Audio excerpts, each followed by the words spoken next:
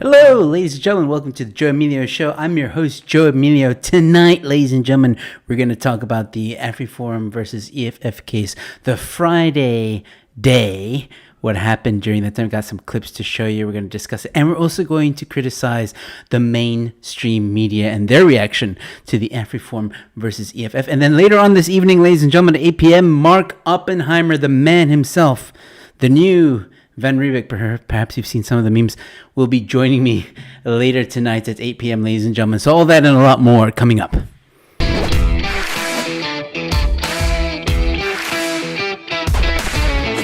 Hello, ladies and gentlemen. We're back. All right, so just Bradley Morris is here. Thank you, Bradley, for tuning in. Let me just move this over here. We also have Jesse is here and JC McFarlane. Good to see you guys tuning in. I got a lot to talk about, so I'm going to get right into it, ladies and gentlemen. Yes, I do have some clips prepared. You may have seen in the last stream on Thursday, I had some clips prepared from the EFF, or Afriforum VS EFF rather, trial that was happening. And I got some clips of Julius saying some pretty insane things. And on Friday, it was the last day of the trial, ladies and gentlemen. We had, or they had rather, I should say. Don't know, anyway. They had, or Malema had brought to the stand their expert witness, who's an expert in song. And, yeah. Look, I'm not going to go through the whole thing. Okay, I highly encourage anyone watching this to watch it, especially from when Mark takes over. The beginning is very boring. In the beginning, it's Julius's attorney or advocate, questioning the expert, and it's basically just like an ego stroke because he's asking her all these kind of things about her paper and where it was published, and it's just building credibility. Okay, which was wasted. When Mark takes over and starts questioning the witness. Now, this witness is brought as an independent witness, apparently, so that she could try and explain the song "Kill the Farmer, Kill the Boer," which is exactly what Afriforum is taking EFF to court for as hate speech. Speaking of which, I'm going to have a very interesting discussion in the next 2 or 3 weeks about hate speech with some members and people of Twitter going to be joining me on the show, and we're going to have a nice little chat. I think Dumo is on board, a dodgy idealist, and we're waiting for one more guy to like jump on board because it would be great if he could join us, but I won't say too much now. We'll have a discussion about hate speech. And speaking of panels, tomorrow evening I'll be chatting to Dear SA, Rob Hutchinson. I'm going to be chatting to Maurice Root from the IRR, and I'm going to be chatting to Ernst van Sale, Conscious Caracal, from Afriforum about ending the state of disaster. All three organizations are trying to end the state of disaster. I'm going to get some updates and some concerns about what is happening, because ANC has said that they're going to end the state of disaster on the 15th of March. Let's see if that actually happens. But number two, there also might have some legislation put into law, and I want to ask them, I want to ask those organizations about that and what we can do to prevent that, because Lord Almighty, if masks are now law, that's going to be ridiculous. Anyway, back to the main thing here. Catherine joining us saying hello, everyone. Cameron joining us saying hello, everyone. And Jesse's still here. Awesome. All right, so just for a bit of context, in case you guys didn't watch the entire thing, it's very entertaining, I must admit. Mark really had this expert witness every time, and it was wokeism at its finest. And I don't mean that as a compliment, because every time he got her in a corner, she would revert to answering or answering the question as, well, that's out of my area of expertise, and I'm here to talk about this paper. But I'm going to show you a few clips where even that ideology, even that way of thinking, does not work in her favor. So, with the first clip, ladies and gentlemen, Mark is asking, and Bradley saying that he's watched the entire thing. It's entertaining, isn't it? It's flippin' entertaining. Mark did a fantastic job. But I just picked a few because, guys, I could have brought out the whole thing. There's so many times that she's like, I don't want to answer that, or I can't answer that, but then she answers it in this long waffled way, and then she just repeats herself over and over. Yeah, but context, we need context. It's all about context. Very wokeism kind of answers. She knows she's being caught out. There's even one part where she says, and I think I have a clip of it, where she says, I refuse to go down that path because I know where Mark is going and I don't want to entertain it. So, and even Bradley saying, it was so obvious. Exactly, and I think some of these clips will show that. So let's get right into it, ladies and gentlemen. I only have 55 minutes before my guest comes, so let's get into the first clip here. This one. Do you think it's possible to do two things at once with the words that you use? Is it possible to convey multiple meanings with the words that you use? I'm sure that you know that as well as I do. You can say, of course, language is multivalent. Yes, so one can say in the same song or the same speech that you're calling for land reform, and simultaneously one can say, I'm also calling for a particular race to be exterminated. One can do both of those things with the same speech. Is that correct? Well, Sorry, that's a very important part that Mark is bringing up, because this whole time this expert is saying, no, but it's song. It's song, so it's different. It doesn't mean the same thing. It's not a call to action. It's not a command, blah, blah, blah. She keeps on trying to convince us that because it's song, we can say whatever we want and it's not hate speech. That's in a nutshell. So Mark is trying to say, and she also defends the song by saying that, it doesn't mean actually kill the Boer. That's not what Millem is actually saying. It's just it's about land. It's about, they want change, blah, blah, blah, because context. So, this is one of those things where you, according to her, you just have to listen properly. And, and yeah, so I think here Mark is trying to be just logic. Okay, can we say that words have double meaning? Can we say that songs have double meaning? pure hypothesis. Yes. And I'm not prepared to go there because it's outside the realm of what I've discussed. Professor Gunnar, as an academic, I would think that you are perfectly capable of entertaining hypotheticals. Now, I'm asking a simple hypothetical question, which is it possible, we can divorce ourselves from a particular song, is it possible to utter words or sing a song that simultaneously call for land reform on the one hand, and also call for the extermination of a race? My Lord, I would say the question that Mr. Oppenheimer is asking is outside the domain of my expertise as an academic. And I would say that my interest is in Mr. Malema's political use of song within the long tradition of song in the South African public and political domain. And so she does this a lot. Okay, this is one of the first times that she actually she finds this answer and it's like repeated throughout the entire testimony. She thinks it's her safe spot, like, oh, but I'm here to talk about this paper. That's what I'm here. You know, this question that Mark is giving me is outside the realm of my expertise, but you're an expert on song and it is related. But let's watch on.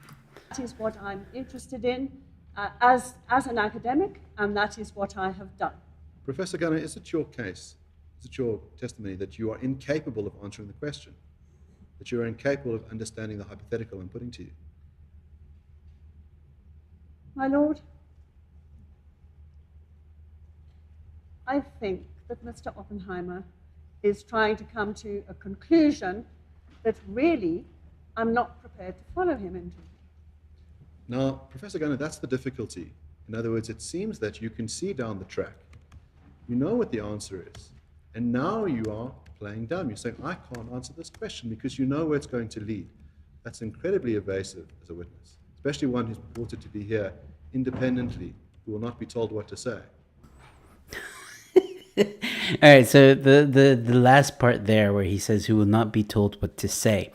there's a bit of a joke there. I think Mark was being very witty with that comment because earlier on in the trial, when she was being cross-examined by Julius's attorney, there was a few times when Mark said objection and that the attorney is leading the witness. Okay, now in court terms or in lawyer terms, that just means that the attorney knows, and I'll have Mark explain it when he's on the show later, but as far as I understand it, the way it was explained in court is an attorney that knows where this question is going and kind of frames the question in a way so that the witness can give a certain answer that's going to help his case. That's called leading a witness. I'm sure Mark will explain it better than I will. But so every time Mark said objection, that's leading the witness, she would then, after the judge made his ruling, whether he was, whether he said like, I'll let it be or not let it be, she would then pipe in and say, I just want to say that nobody tells me what to say. I am saying everything on my own. And that's not what it means, woman. So his little comment at the end there, especially for an expert who says, they're not told what to say. Now that you don't know hypotheticals all of a sudden, that's kind of weird. And it was totally evasive, and that's what she was doing. And again, we'll see more of this as I bring out these clips. Stronger together. Oh, man. She's an academic now. She's an epic. I mean, she didn't really give a good case for academics, now did she? So, yeah. She's out to buy hair color. Look, this Tunny is like woke 101. If you want to know how wokies think, just watch that trial. Just watch that last day. Watch how she thinks. Watch how logic does not make it into that head of hers. Exactly, that's not what an innocent person says. And that's the funny thing to me. Like, if you are called as an independent witness, right? So you're called. That means you're a witness that's supposed to be unbiased. You're being called in as an expert witness that's independent, which means both sides have questions for you. Both sides are going to bring up certain aspects of the case that they want answers on. It might help the case, or it might help the defendant. It might not help the defendant. It might help the prosecution. Might not help the prosecution. That's what the expert is there for. They're supposed to answer any question as honestly as possible. And either side will try and, chisel away at what could be a lie or whatever, if the expert witness does lie. So she wasn't honest. And I know why. It wasn't, like some people are saying like, oh, it's because she was scared of Julius. I don't think so. You guys have to remember, wokies can't be wrong. They just can't. And I don't mean like they can't because they are right. I'm saying in their minds, they can't be wrong. In their minds, they are right. Okay? That's from a wokie's perspective. What they say is set in stone. And for them to admit they're wrong is like the ultimate sin for them, if I can put it that way. It cannot compute for them. So if she gets backed into this corner by Mark, and she answers the question that she doesn't want to answer, it's not about Julius. It's about her work. It's about her paper. It destroys it. And then everything she's ever worked on is being called into question. Because she knows she would have contradicted what she wrote down. And that's what it's about. Moving on to the next clip. Is it within your expertise to say that when a song is sung in South Africa and murders are committed, that it cannot be related? I think that's, again, it's a very general statement. A murder can be committed anywhere. It doesn't mean that the song, which was sung, as I have tried to indicate at great length, a song that comes from a long and articulate tradition of struggle songs, is used. The fact that there may then be terrible farm murders is not a necessary consequence of the song being sung. Is it a possible consequence? Now, this is a very important part. And you'll notice there's a long pause because she's trying to compute very quickly. If I say X, what happens? If I say B, what happens? If I say Y, what happens? And you can see there's a bit of panic. A little bit of panic. And she's thinking in this pause because she knows the right answer. All right. Any answer would be yes, of course. But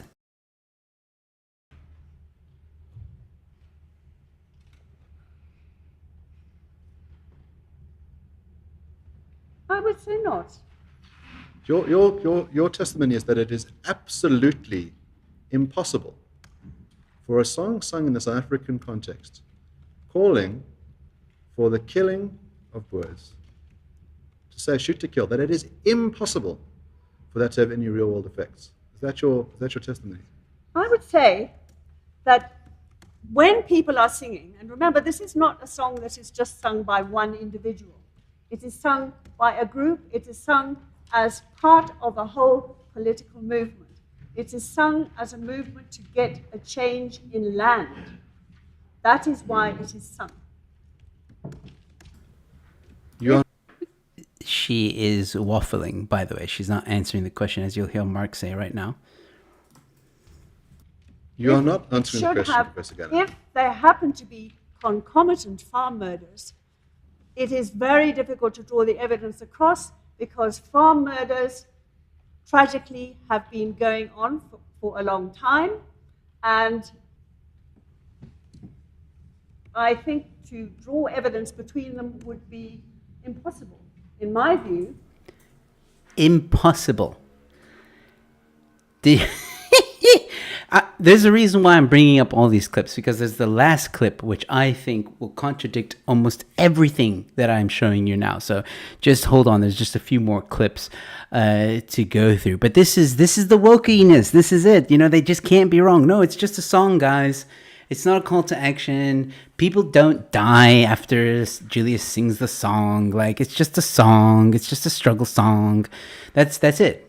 That's her argument for the entire thing. Even when comparison to the Rwandan genocide, where songs were used during that time, she says, no, the Rwandan genocide, okay, even though Mark brings out a case where the courts ruled that the song can incite violence, a song can incite violence that was used in the Rwandan genocide, and he tries to draw a parallel between the two songs, between the Rwandan genocide song and the Kill the Boer song, she still says, no, the Rwandan genocide is its own thing.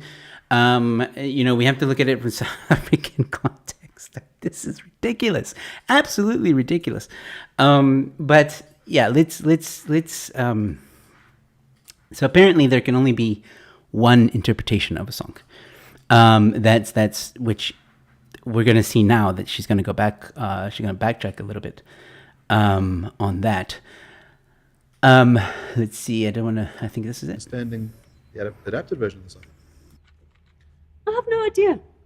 That strikes me as strange. I think your mind is running ahead of you, and you can see where I'm going. And now you want to deny something incredibly obvious because you know where I'm going. Just be honest with this court. I'm afraid. I'm being absolutely clear. I don't know. Your earlier testimony in chief was that the songs are fluid, that one could even change the words of the song and people would know what the song was, that you can play with it. Is that correct? You can play with many songs like that. It's part of the way songs work. It's why the Dubula song, I mean, it comes up in so many different forms. Yes. Of course you could change, you might be, I don't know. I really don't know. So right now, Mark's been this is like, I think after an hour and a half or an hour of interrogation from Mark. So he's chipping away at logic every which way. He's switching scenarios around that are just logical scenarios. He's asking logical questions in different ways, in different forms, to help her get to the point that, hey, could it not be a situation where there is double meaning? Could we not have a situation where songs do mean or can be interpreted in many different ways? Which to everybody else, of course, songs have metaphors, songs are sung. I mean, there's songs that I've listened to from bands and stuff that I thought was about, I don't know, world destruction. And it turns out it was about a breakup. There's different ways to interpret songs, different ways to interpret art. And Mark is busy trying to, get her to acknowledge that, because we all know it, but she kind of refuses to. Anyway, let's watch on. Would it be a new song every time, or would we say this is the song with adaptations? It would depend who was singing it. It would depend on the context. It would depend on a whole lot of things. Yes, this is a, I will say maybe this is my personal distaste for this hyper-particularism. This inability to answer abstract questions just strikes me as incredibly evasive. I don't know. I'll give you an example that Mr. Malema took yesterday. I asked him whether he could condemn the killing of those two women that I mentioned to you, the mother and daughter were slaughtered in this very brutal way. I said, would you accept that the power dynamics of the person who tortured them to death, oppressed those women, and should be condemned? And his answer to me, he says, I don't have enough information. I don't know what their class status is. If they're working class, maybe I could answer that, but maybe they're upper class and I can't answer it. And this evasive line strikes me as similar to that. In other words, you're retreating into areas of saying, I don't have enough context because I want to evade your answer. That's the tactic that you're using. What Mr. Malema says on that is not my business. It's not what I'm here for. I'm pointing out that you're using a similar tactic, which is to say, I don't know enough and so I can't answer. But in other areas, you're very happy to answer. So it's an evasive strategy, and it's. I can tell my lord that this is absolutely not the case.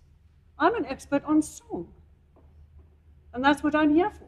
And I'm asking you about a song. And that's what I've tried to do at great length. Professor Gunnar, I'm specifically asking you about your expertise about songs. And I'm asking you, if we change one word in a song, what effect that has. And suddenly you say, I need more context than that. I couldn't possibly answer. I mean, this is just beyond me. This again strikes me as incredibly evasive. I'm asking you about your particular area of expertise, about something that you testified on an hour ago. Well, it could go in so many directions. So there you go. You see, this war, this logical mental gymnastics that Mark was playing the entire time, and he's throwing her own testimony against her, and rightfully so. He should. He's a lawyer. That's what they do best. One moment he's saying but you said this not too long ago, and now you're saying something else, and now you're saying you can interpret. Now you're saying you can't interpret. No. But there needs to be context. But you don't want to choose the context of Rwandan genocide. You want to choose the context of South African. But even if we do the South African context, it must be a specific context with the song and not other things. Because even if Julius sings the song, we don't understand what context he has. It's very tiring. I'm not going to lie. I was exhausted after watching this. Not gonna lie. Is it just me, or does Mark have an incredibly soothing voice? Well, he's going to be on later, ladies and gentlemen, at 8 p.m. He's going to be joining the show. We're going to have a nice chat with him. But yes, he does have a very nice. He also has a podcast too. I actually forgot. Damn it! I forgot to put his YouTube channel. I'll do it during the break. I'll put his YouTube channel link in the description. You guys can go give him a follow on there. Very interesting chats. Just a few more clips. I think, let me just double check here. If I understand you've said that to us many times. And what's interesting, of course, your early evidence is that words are multivalent, but apparently this song is only about land and could possibly only be understood in that manner. There's no other way to understand it, as far as I understand your evidence, right? There's one meaning, one direct meaning, and that's it. That ends the story. Is that right? This song is about land. Only about land? I believe it is about land. It's about justice. Is it only about land? It's about Only land about and justice. It's only about land and justice. It's only about land and justice. So here, obviously, Mark is trying to understand what the song is about. And earlier, before this, she said, no, it's only about one thing. And he's like, okay, well, so it's only about one thing. Is it only about one thing? And he's trying to see her interpretation of the song. Is that correct? That is how I interpret it. Now, that's also interesting. You said that's how I interpret it. Do you accept that other people could interpret it differently? See, now he's trying to go from a different angle because he was trying to tell her that songs could have two meanings. Would you agree with that? And she evaded the question. Now he's trying to bring it to a more personal angle where he says, okay, would you agree that people can have multiple interpretations of a song? I assume from song that people sing songs for many reasons, not to perform particular tasks. And that Kill the Boer is about land. Let me ask you this. That song is accompanied by gestures as well. That in addition to singing the song, hands are pointed like guns, and pow pow is said in addition to the song. Do the gestures play a role in the song? Gestures have always played a role in the song. As I said, performance is somatic. Performance is about the body. You do not sing a song standing like a piece of wood. You gesture. And if you look at the videos of the songs, the struggle songs, you will see that one of the most common physical tropes is of gesturing with a gun. Now, is there a difference between gesturing with a gun like this in a mine and going on stage with a real gun? Would there be a difference? I would say not. They're identical. I would say that to move from the gesture to a real gun is still in the realm of song, and that many of the songs that were sung during the liberation struggle did just that. They may well have had guns in their hands, but they were singing about fighting a just war. Would it, if you added in shooting that real gun off the stage, would that make a difference to the effect? Well, I think they were often shot into the air because that's what they were. But I still maintain that this is in the realm of song and dissent in the new regime, which is why it was pulled into the policy of the EFF. So even as, like, Mark bringing up here a good point, if you have people doing this, pow pow, right, which we do know is in the song, and you replace it with a real gun, is that not, basically incite to violence? Is that not a dangerous thing? Is it not a dangerous rhetoric? And she still is like, no, it's fine. It's absolutely fine. People who shoot guns in the air, it means nothing. It's just like a firework, apparently, to her. I don't know. Man. The mental gymnastics. And again, guys, remember, she's saying this because she knows that if she goes against any of this stuff, her paper is screwed. Her credibility is screwed. That she's trying to protect what she's written in that article because it's probably published in so many publications and I don't know what. Anyway, there's only 2 clips left and I think they're very important. So let's wait, I think this one I just played. So if you had someone chanting "one settler, one bullet," No, I didn't. what would that mean?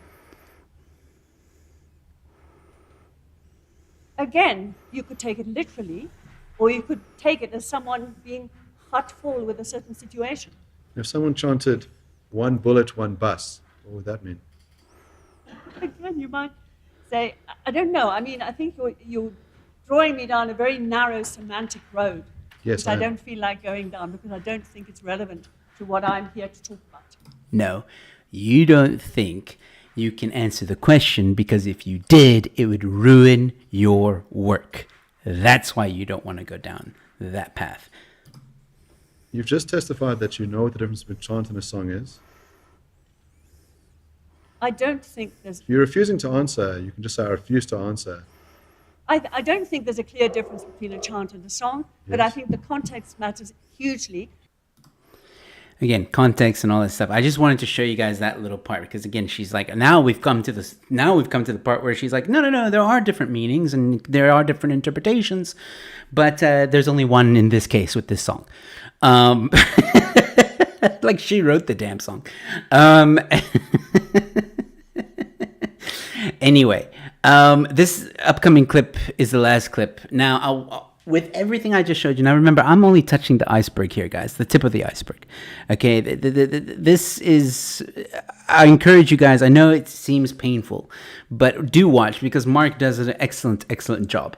And it's amazing to watch. And yeah, I think for what I'm about to talk about after this clip, it's important for you guys, for those who are willing to go watch the entire thing, because I'm about to have a rant after this clip, and you'll see why in just a moment. But first, with everything you've just seen, and again, this is just the tip of the iceberg, small examples of what this trial was like. This whole mental gymnastics of no, you have to take context into consideration, but specific context, not just any context. And many people sing the song, so everyone that sings a song, you need to take their lived experience into consideration, but you also need to remember that, like, Julius is a political person, so like, because he's political, he doesn't really mean what he's saying, because it's art at the same time, so art is also interpreted in a different way because it's artistic, so you can't really ban art, even though it's a song, and a song is art, even though he's saying stuff that could be seen as offensive to some people and can harm some people in very little cases, apparently, that's what she says. We can't just ban it, you can't just ban art and stuff like that. No, we can't, and context, and it should be allowed, and it doesn't mean that they want to hurt people. It means that they want to give them a hug. That's her mental gymnastics, but I'm going to play this clip and then I'll explain why I'm showing you this clip afterwards. You asked a question about a hypothetical question about driving women into the sea. Now, Yes. if a song is sung along those lines, it seems very extreme, but for my own understanding, if a song like that is sung, would you say it could also, it's possible to send messages of, or induce fear and also communicate hatreds? It's possible, but there's never been a song like that. It has no, even in spite of the patriarchy in which we live and the gender violence that we live in, there has never been a song like that. Yes. The reason why I showed you that clip is because that was the judge. And for some reason, when she's speaking to the judge, she forgot about everything else. And the judge asked her a hypothetical, almost the same hypothetical question that Mark was trying to ask her. And she was able to answer it, saying yes. And of course, there was a T's and C, but we're not in the same blah, blah, blah, blah, blah. But regardless, you answered the question, a very important question. Can it lead to violence? And you said yes. In my opinion, the judge made a very good move on that part, and I think I think Malema's defense is pretty much over. I think I'll be very surprised, ladies and gentlemen, if EFF win this one. I'll be very, very surprised. But yeah, what a mental gymnastic situation. Exactly. Every time she was asked the question by Mark, it's just she's computing, like, how do I not screw myself by answering this question? That's what she's thinking every time. Now, one thing I wanted to bring up before before we get to my guest tonight, Mark Oppenheimer, is the man himself is going to be on the show, ladies and gentlemen.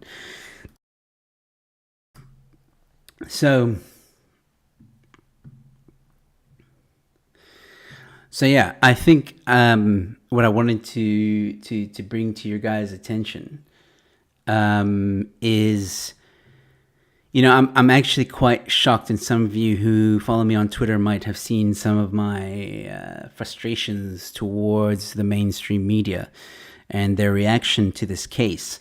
It's absolutely appalling and disgusting the way mainstream media, corporate media has handled this. I'm going to show you guys a few headlines that I think is just, well, disturbing to say the least. Here's one from Times Live. Malema said while South Africa had won political power in 1994, economic power was yet to be realized. Now, the reason why I don't like this headline is because it's perpetuating a false narrative, obviously, that, because I remember Malema said, well, apartheid ended in 1994, but the economic side of it didn't, because whites still own all the wealth. That's his interpretation of what happened. But here, it's funny to me that he says whites own all the wealth, because, there's plenty of pictures of Malema in very expensive suits and very expensive shoes and very expensive cars. Here's a good example of a man. Does this look like a man who's not benefiting from the economic situation we're in now? I could go further. Okay, here's his worth. This is a man, okay, that claims that, economic apartheid is still happening. Okay, well, shit, he must not earn a lot of money now, guys. He must be really, wow, yeah, man, he only owns 36.3 million rand mansion in Sandton, guys. It's a shame. That's really bad. He's even got a second house. Oh my word, he's so poor. He's so poor. He's got a second. Sorry, it's not a house. It's a mansion. I misspoke. I'm sorry. Oh man, it's even worse. He's got a second mansion that is worth 1 million rand. Jeez, the economic situation he's going through, and he's got only 3 luxurious bedrooms. It's got an office. Oh, the audacity! A lounge, a pool. It's probably Listen properly. a fire pool. Let's not get it mistaken, but I think that's a bit of a typo. And a large garden, guys. He's only got a large garden. He doesn't have a forest behind him. You know what I mean? And besides, he has parties. Wow, that's so oppressed, really. And also a Mercedes-Benz AMG that retails at 7. I'm going to do it to myself because it's funny. Listen properly. 734,000 rand, right? No, absolutely, Julius. You know that people are suffering, man, including yourself, Juju. You are suffering big time under this new economic situation. Oh, you're suffering so much. Anybody that follows this guy should see the lies that he's spreading. This guy benefits heavily in this current economic situation, while his followers are the ones that are suffering in South Africa. And they're not suffering because of the economic situation there is an economic situation in South Africa, but it's not because whites own all the wealth. It's because of the ANC's incompetence to run a country. That's all. That's the main reason. So Gucci, exactly. So that headline really, I was like, really? And nobody's willing to call him out. Nobody's willing. Look at this. This wasn't a headline, but this was a comment from Nicholas Balsack, who is saying that basically Afriforum gave Juju a free platform. A free platform. Listen, Julius doesn't need a free platform, you idiot. A free platform to campaign. Okay, wow. He doesn't need it, but okay. Court may rule hate speech. So even Nicholas is kind of leaning towards there. Okay. But Malema's job of winning over hearts and minds of potential EFF voters is done. Really? I don't think so. They're only 10%. But here's the kicker, guys. As is earnest job of keeping their consistency petrified enough to stay donating.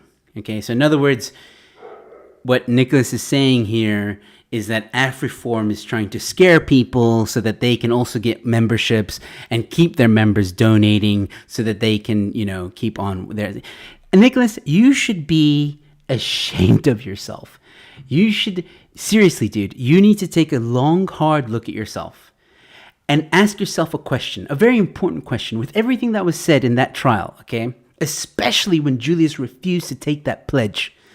All right, ask yourself, what side of history do you want to be on?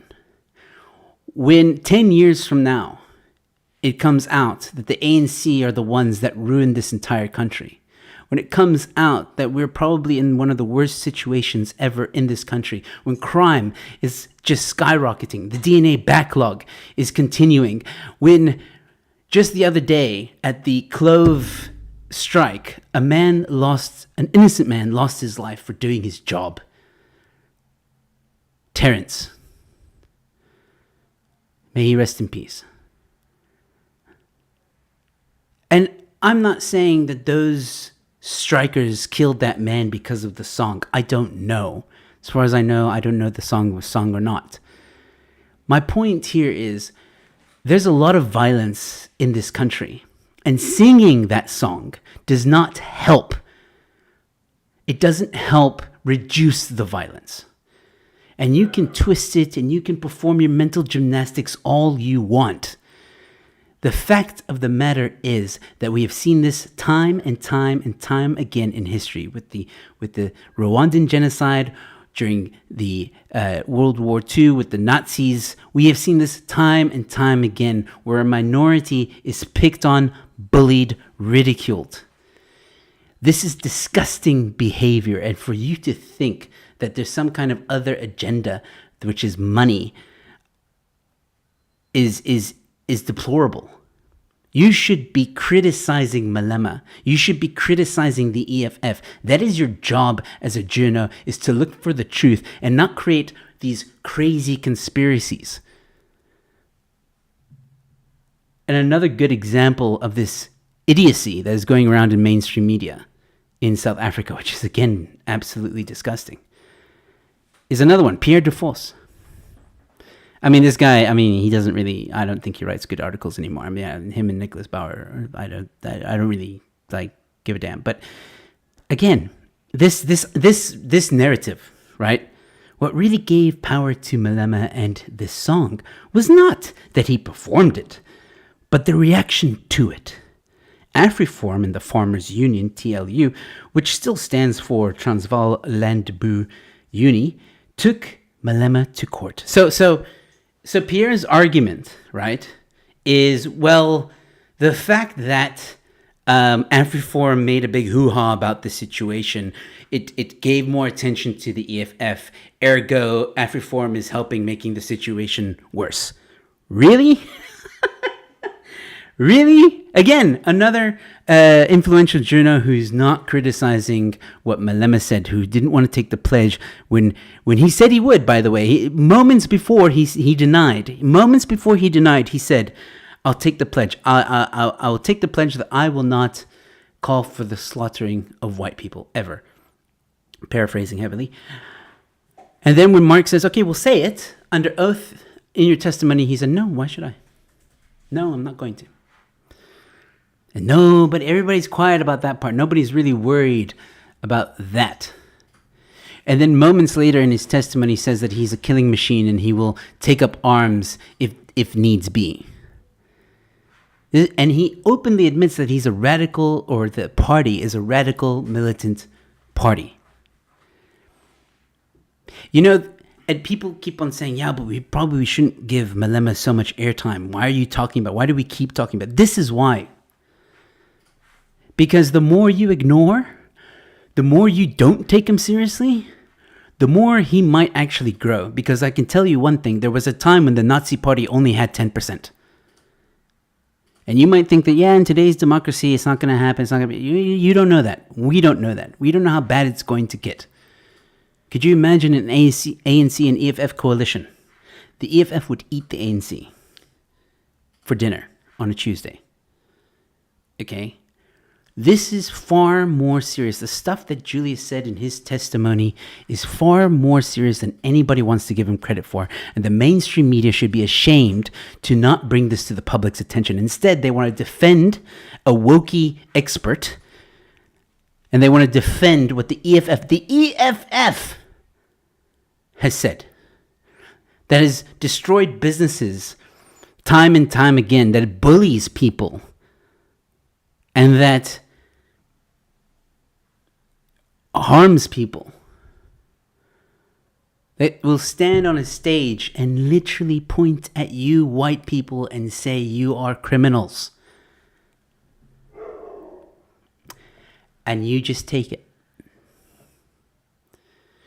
But what's going to happen? Let me ask you something. What's going to happen when he gets what he wants? What's going to happen when he drives all the white people out of this country? What's going to happen? Who's he going to target next? You think he won't find some other minority to target? Again, Rwandan genocide, very good example. This man is dangerous. And the sooner that people realize that, the better for South Africa. The ANC needs to go and the EFF need to go.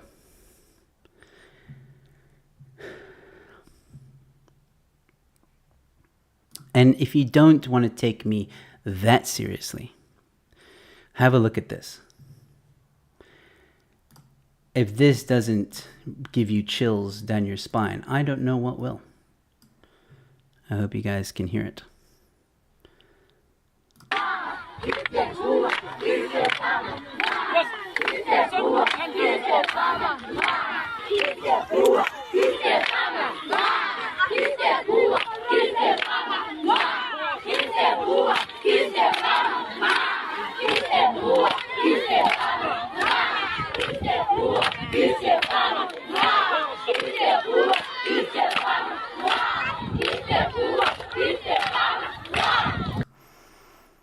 And I know exactly what a Wokey would say. Oh, but those are just kids, man. Those are just kids. They don't know what they're saying. It's a struggle song. Of course they're going to sing it. It means nothing. Yeah, what about when those kids are 20 or 30 or 40 and you filled them with hate? This evil rhetoric of hate for the white man. It's poisoned their mind and instilled in them. You know what that's called? Indoctrination and child abuse. And anybody who defends that should really, really take a good look at themselves. Because I'm telling you right now, Nicholas Bauer, Voss, and all these other journalists that don't want to stand up against the EFF and their rhetoric, you should be ashamed.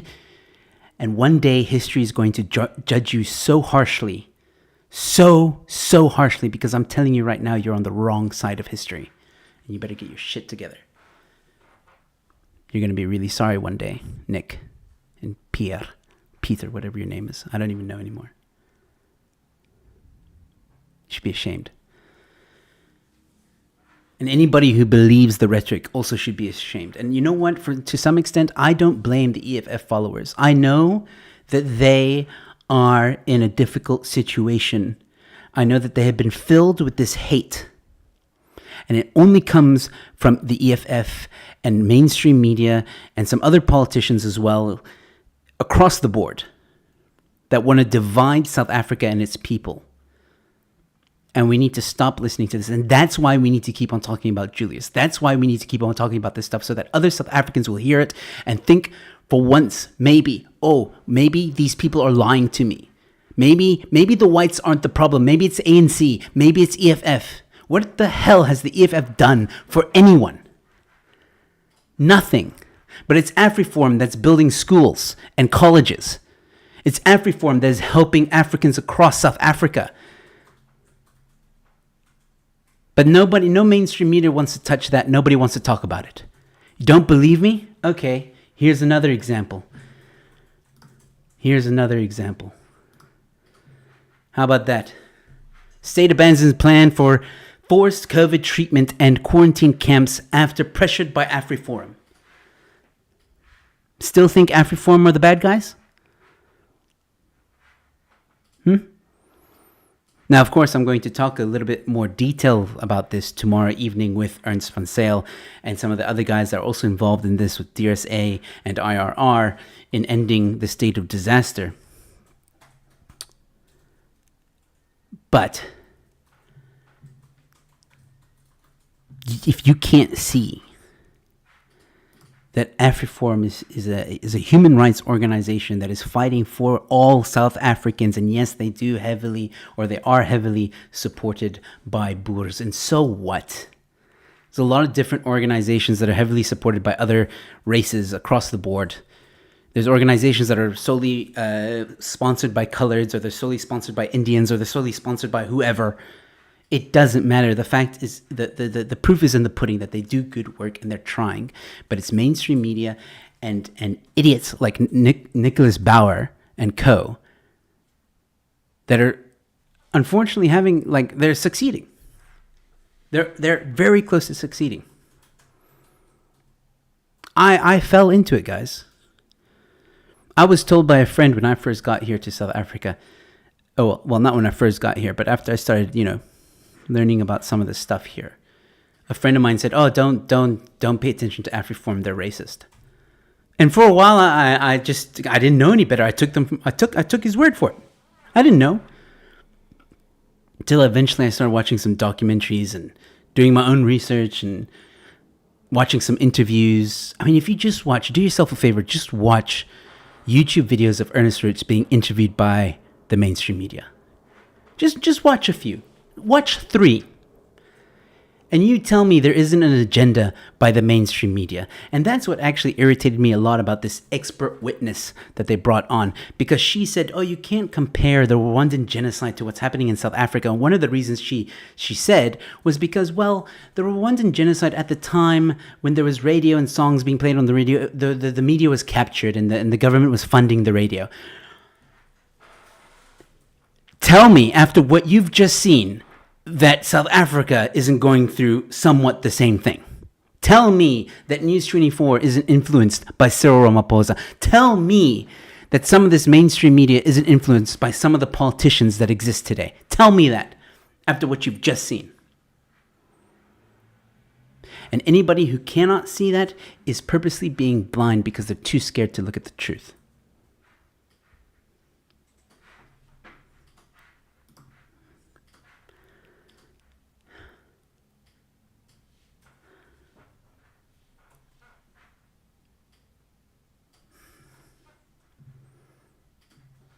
I'm quiet because I'm thinking.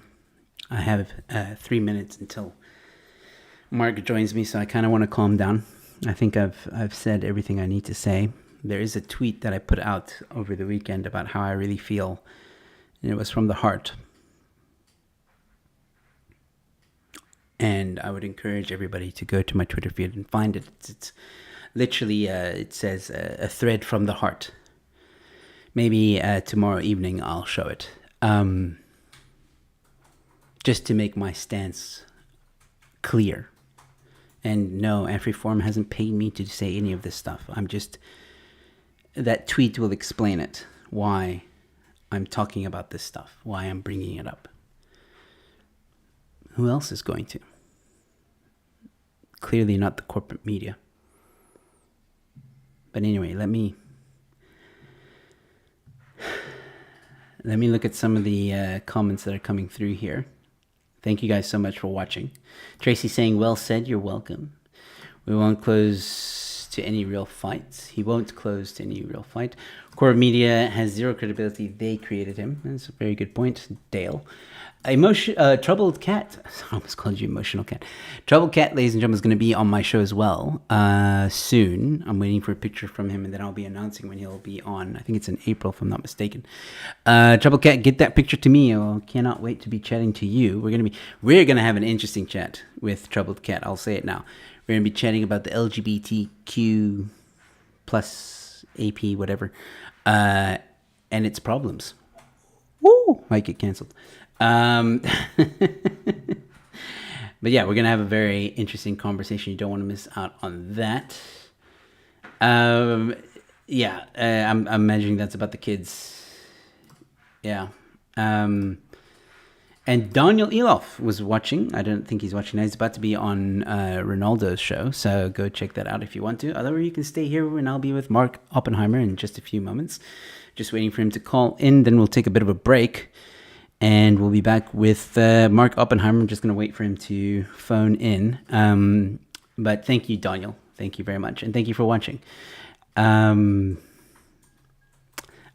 he is. Okay. So, ladies and gentlemen, I gotta say, Mark is the biggest douche ever on the face of the planet. I'm kidding. He just came in backstage, and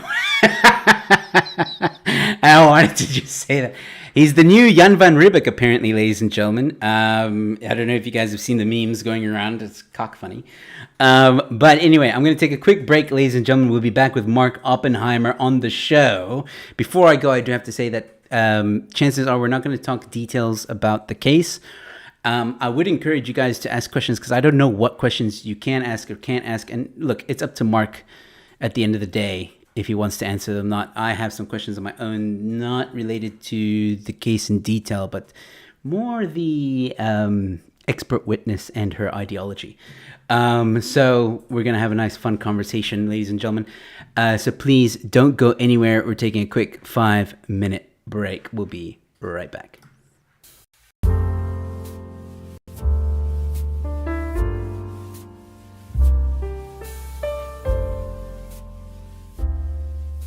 Hello, ladies and gentlemen. While we're having a bit of a break and while we're here, I just thought I would let you guys know that you can become a member to this channel. When you become a member to this channel, there are 2 tiers. There's the Support Act and the Headliner Act. Each tier has its own perks. I'm not going to go into all the details right now, but just click on the join button, usually right next to the subscribe button. If you haven't subscribed yet, by the way, subscribe. If you want to become a member, it would be greatly appreciated. It really goes a long way to supporting the channel and helping me to continue to create content for you guys. And just in case you might be interested, for some of you who may not know, I am also a stand-up comedian and I have a one-man show coming up in June of this year. There is a link in the description with all the details that you need to know, when, where, and how much, so please go check it out in the description below. There's also another show that I'm doing with fellow comedians. You may have seen our Say What show on this channel or the Late Night Chat show on this channel. We're doing a live show, and that's kind of a pun there because we mean in person with a live audience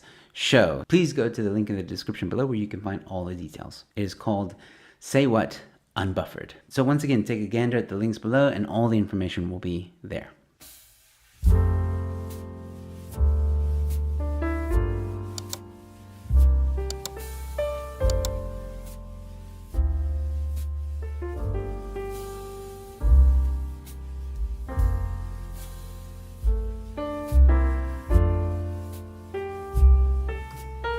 Hello, ladies and gentlemen, we're back. Okay, it wasn't 5-minute break. It was quick because my guest was here. So as you can see, ladies and gentlemen, Jan van Riebeeck has joined me on the show. I find that very offensive. I prefer it if you refer to me as Captain Jesus van Riebeeck. Yeah, man, I saw some of the comments on the stream, Afriforum stream of the case, and some people were like, "Oh, Jesus is defending Afriforum," which was entertaining to say the least. But yeah, ladies and gentlemen, Mark Oppenheimer joining me once again on the show. Mark, thank you so much. How are you doing? Yeah, absolute pleasure. I mean, it's been a very busy 2 weeks, as I'm sure your viewers know. So I'll just say this. And you might just get everyone log off.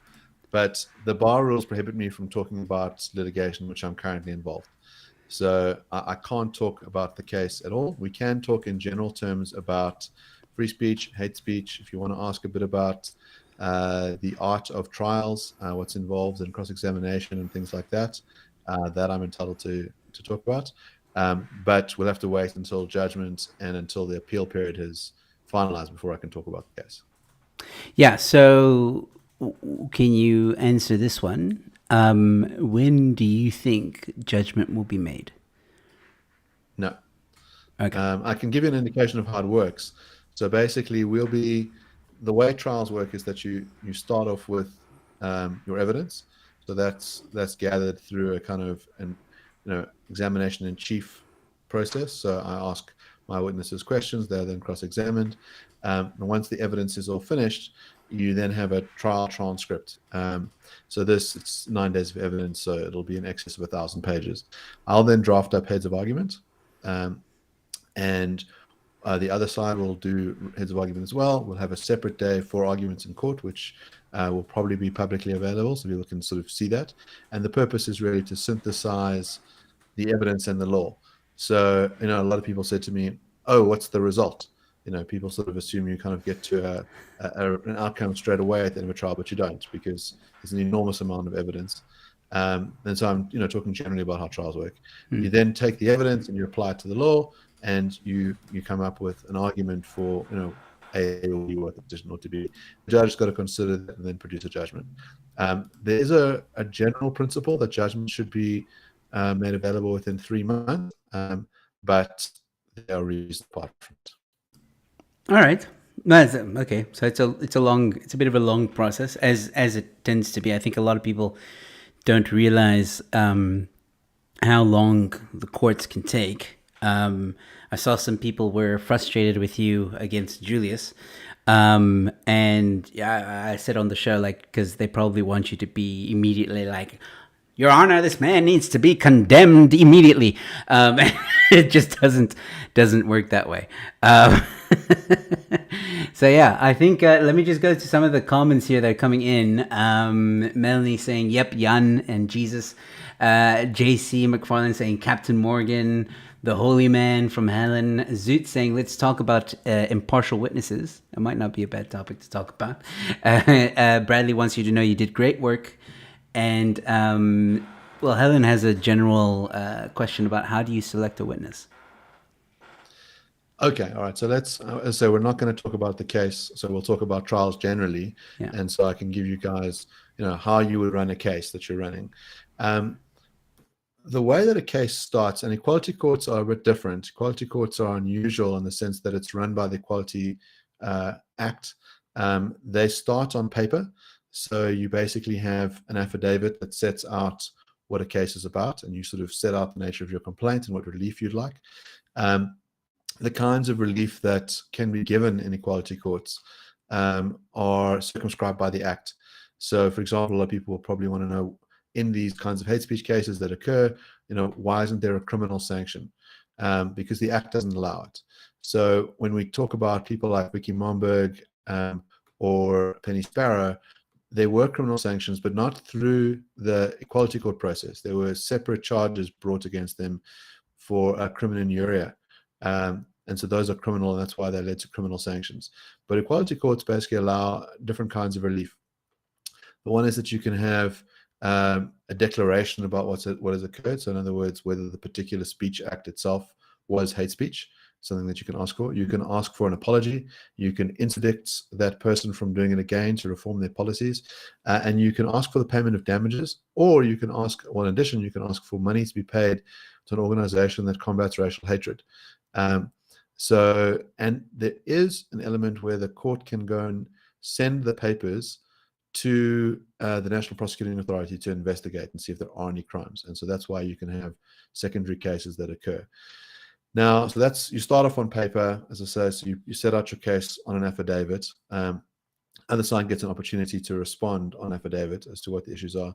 Typically, these things are then case managed. So you go and sit down with a judge and you discuss what the issues are, how your matter is going to run. And then you sort of get a sense of, well, how much time do we have to run the matter? Well, who are the witnesses who would be important, to hear this case? Now, you don't always have to have witnesses. You can argue just off papers. So, for example, the flag case, which I was involved in, was run just on affidavits, largely a legal debate.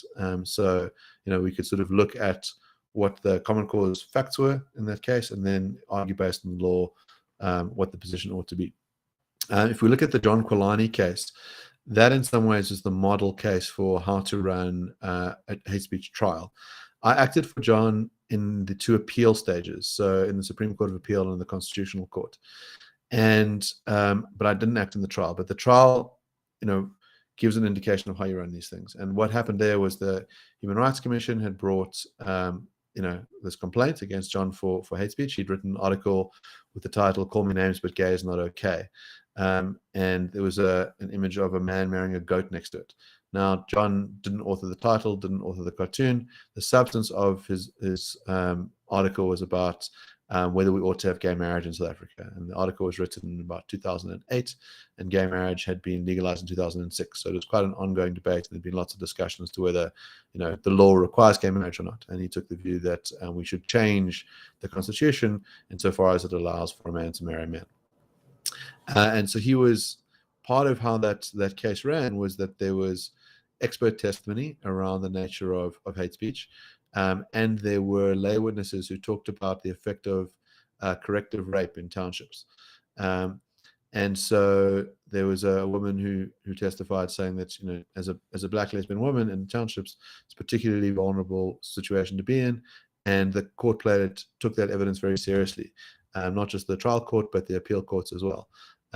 And so that was something that played a role for me when I think about, when you're running equality court cases, how do you select your witnesses? You want to think what's pertinent, what gets the facts out, what are the facts that we need in this case? So do we need lay people who've been personally affected? Do we need experts who are able to give a sense of a wider context so that can be impressed upon a court? So those are the kinds of considerations one would take into account. Yeah, let's talk a bit about hate speech itself. I think you mentioned it during the trial, how the law defines hate speech, and I think, for some people they would think, well, it's pretty cut and dry, but for those who may not know the actual definition, what is it? It's been sort of subject to debate for a long time. So I'll give you a bit of a backstory. So our Constitution in Section 16 guarantees the right to freedom of expression, very broad general terms. So it includes artistic creativity, so not just artworks themselves, but the creative process, academic freedom, scientific inquiry, freedom of the press. And then it has these three exceptions. So it says these things are not included in the free speech right. So they're not explicitly prohibited by the Constitution. They just allow the legislature to introduce laws that would create sanctions for these things. And the three things are as follows. One is propaganda for war. Two, the incitement of imminent violence.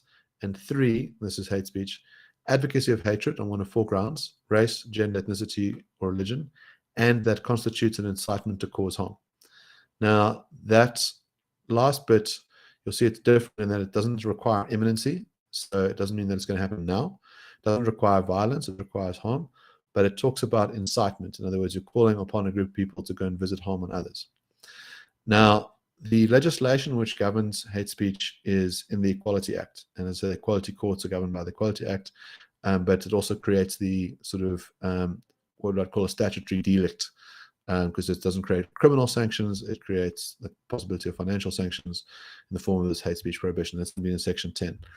And the difficulty with the way that was drafted was there was a lot of ambiguity as to what the test was. It referred to hurtful speech, for example.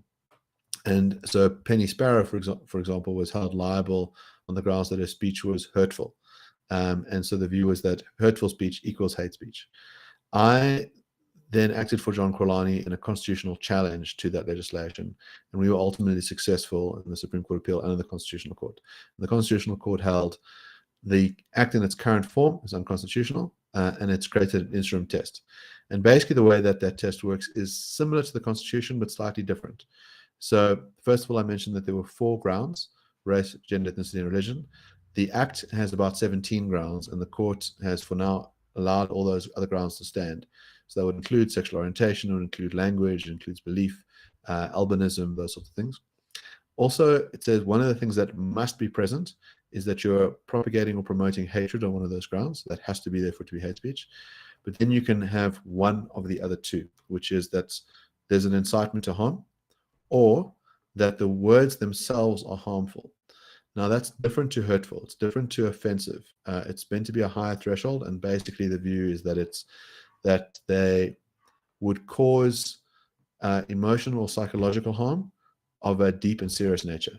So it's not just that you heard the words and you were upset momentarily. It's the kind of thing that would cause ongoing trauma were you to hear the words.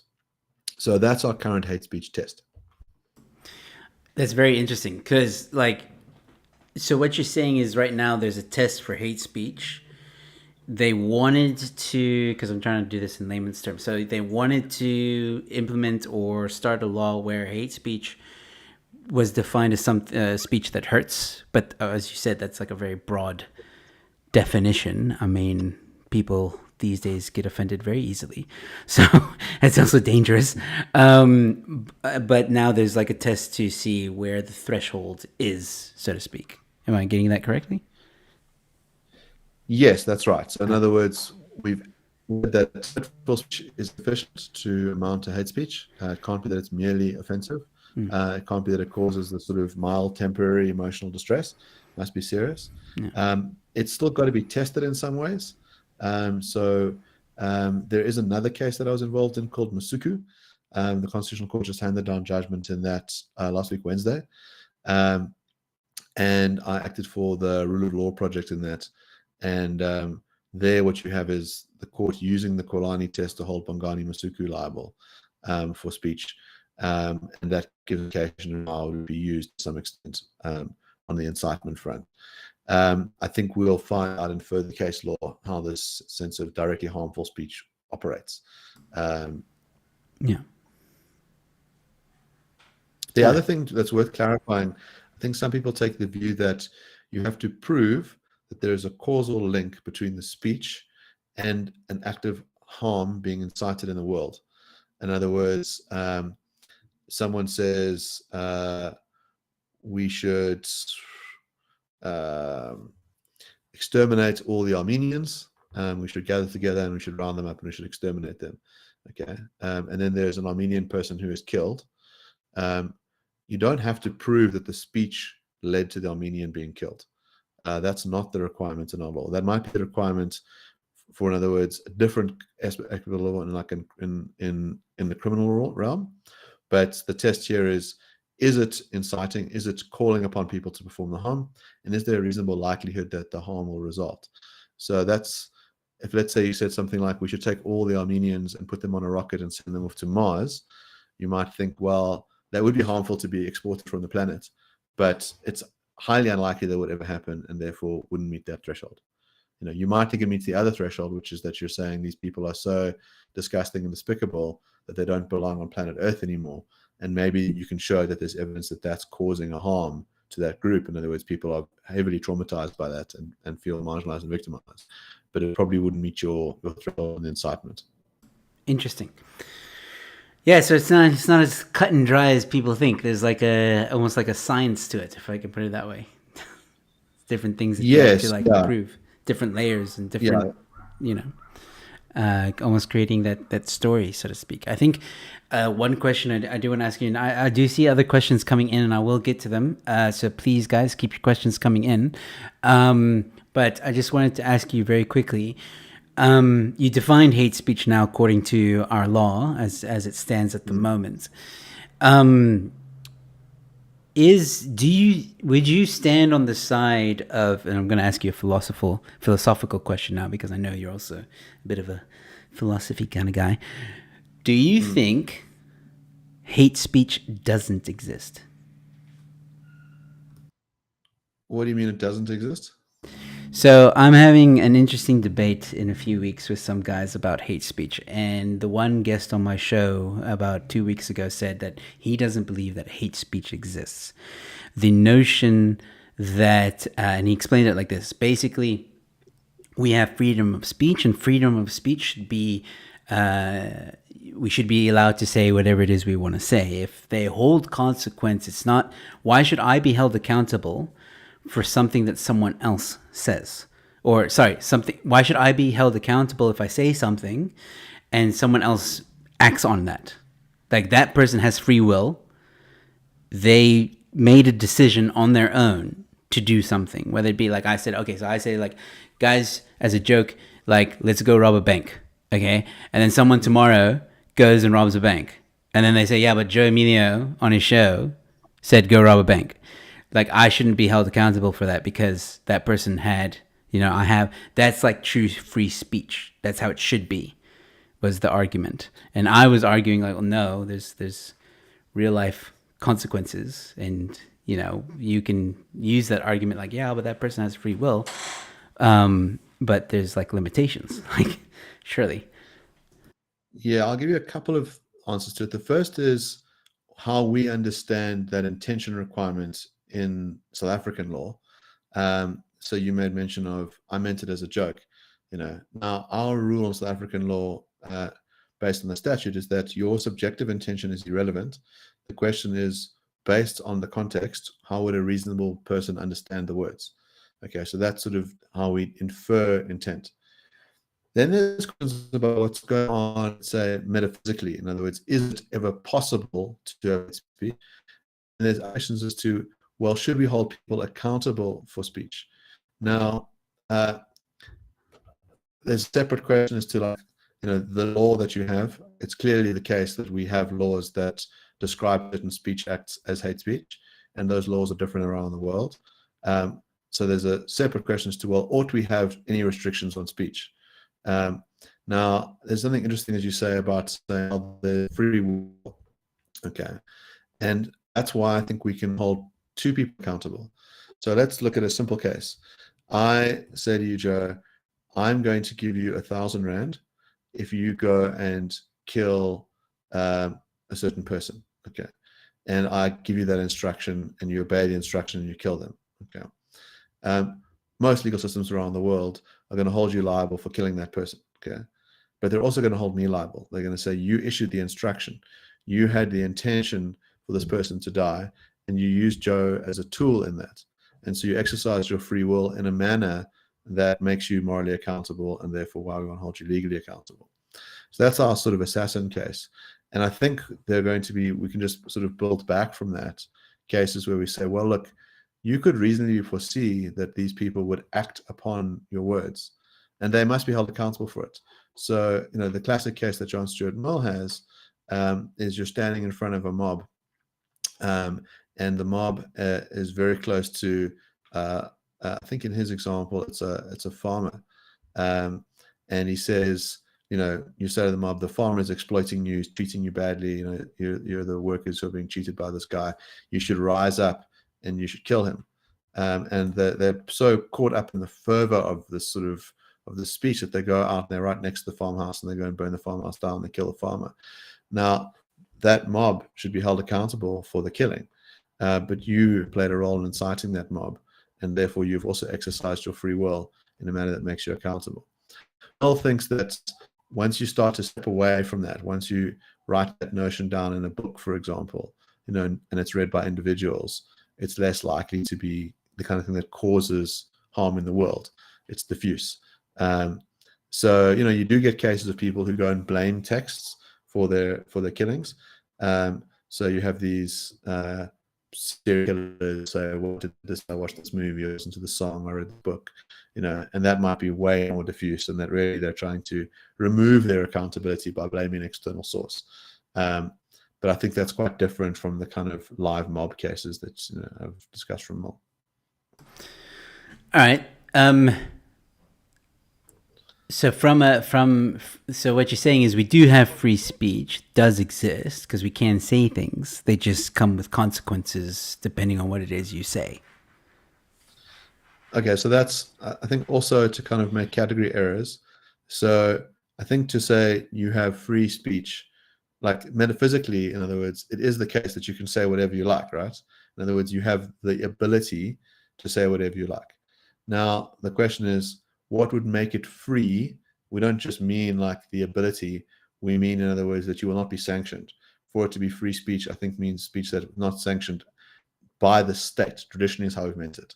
So in other words, you will not be arrested. A statute won't be invoked to hold you liable. In other words, when you say I'm free to say this, you don't just mean I have the ability to utter words from my mouth. You mean that I will not be held accountable. Now, we can talk about this vertical relationship, in other words, between going up in the state, and then we can talk horizontally as well. So, for example, if I say to you, Joe is a child molester, and a cheat and a liar and dishonest and all that sort of stuff, you might say, well, you're infringing upon my dignity rights. You're ruining my good reputation. These claims are all false and pernicious, and they're going to have real world consequences on me. So I am going to hold you accountable in defamation. You're going to sue me. And, if you're right and what I've said is not protected speech, then, I will be held liable and I'll be made to pay. So in that sense, I wasn't exercising a free speech right because it wasn't protected speech. In other words, it was defamatory speech without a defense. Now, the way our law of defamation works is that we have a couple of different defenses. So the one is it's true and for the public benefit. So it's not just true. So for example, let's say I said, Joe is a thief. What I'm referring to is that when you were 2 years old, you once shoplifted some sweets from a candy store. You might think, well, it's not really in the public benefit for me to say this. It's an irrelevant detail. If you're Jacob Zuma and you've plundered, billions of rands from the state, then it is both true and in the public interest. The other one is it's a statement of comment, of an expression of opinion, not a statement of fact. So, and that the defense we call fair comment, but the case law says there's nothing fair about fair comment. It can be as bigoted or as extreme as you like. It just must be sincerely held, and that it's not making allegations. So if I called you a thief, that's an allegation of fact. If I said Joe has very poor taste in music, that seems to be an expression of an opinion. And let's assume that you're a DJ and your career is built on the fact that you play great music. It might very well have consequences for you. People might go, "Oh, geez, Joe really does have bad taste in music. They're persuaded by my opinion." Still protected speech because it's an opinion. There are a couple of other kind of categories where we have these protected things. But yeah, in other words, it's the way that legal systems operate is that they're not as on-off as you can say whatever you like or you can say nothing. There's nuance in it. And I think it's important to not trade on this ability to do things. In other words, utter words with your mouth.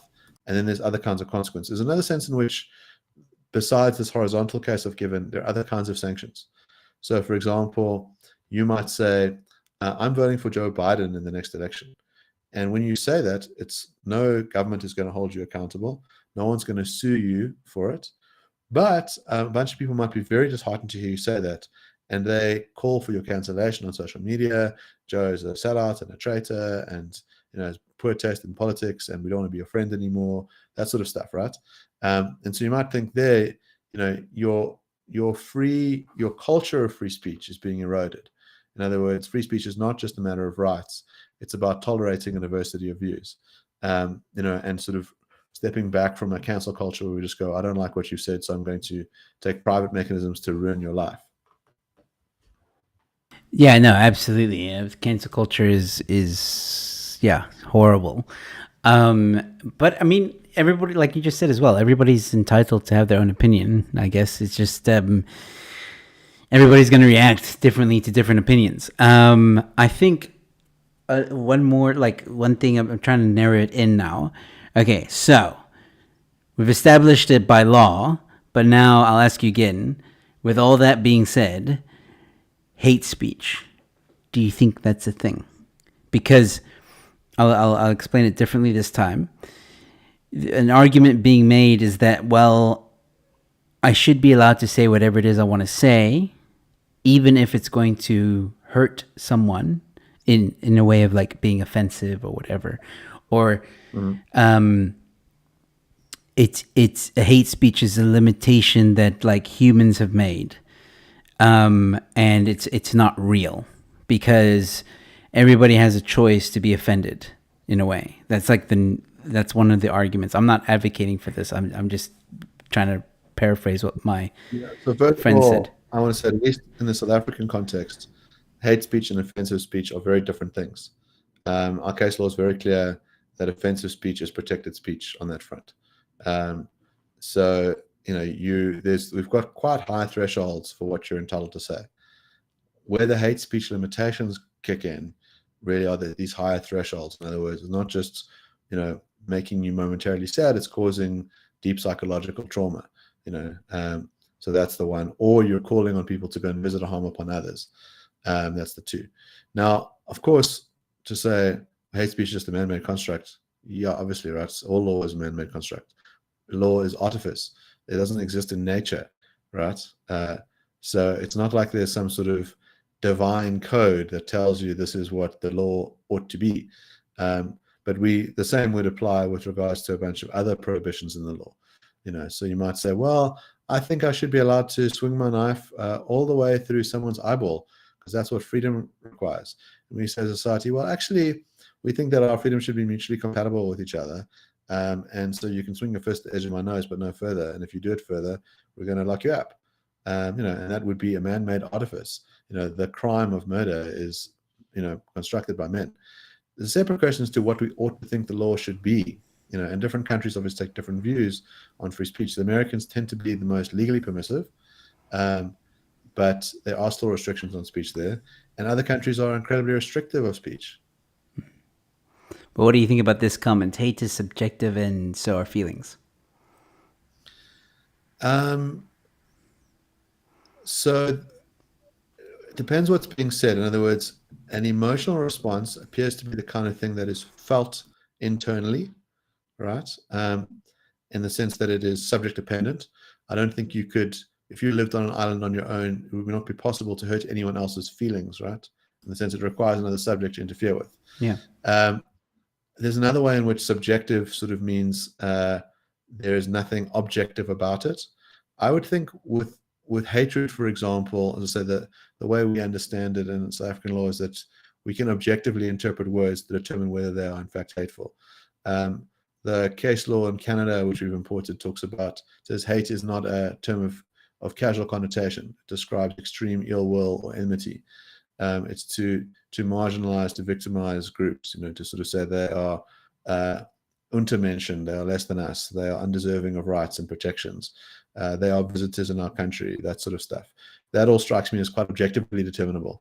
That's not just a matter of like, well, I guess it's just your opinion, man. Like, we can sort of look at a series of cases and, can kind of broadly agree that these things amount to hatred. There might be some category, vagueness. We'll always have vagueness. Might have heard of the Sorites problem, which is I have a grain of sand and I put it on the one grain and then I keep adding a single grain. And at some juncture, it becomes a pile of sand. But you can't tell me when it becomes a pile of sand. It's vague. But we know the difference between a pile of sand and a grain of sand. They're not identical. So I think you're going to have similar things with regards to what amounts to hatred. It's a valid point. This is all, look, I'm basically doing research for when that debate happens. It's not a debate, it's a discussion, but like, it's good information. It's good information because, like, I subscribe that there's hate speech exists. There's a reason why it's there. There's a reason why it's in law. I do think that some governments around the world take advantage of it, and I think that some governments around the world are not taking it seriously. I think that I've been subjected to hate speech for sure, and it's not fun. It does cause trauma. It can cause trauma, and some people have to take years to get over that trauma. We're at the end of the day emotional beings, and things we say do hold weight. So, but yeah, that's a discussion for another day. Okay, I'm going to get to some of the questions that were coming through. There's quite a few at the moment. This one was from Helen, who said or asked, is Mark on holiday now, or does he have a pile of other cases?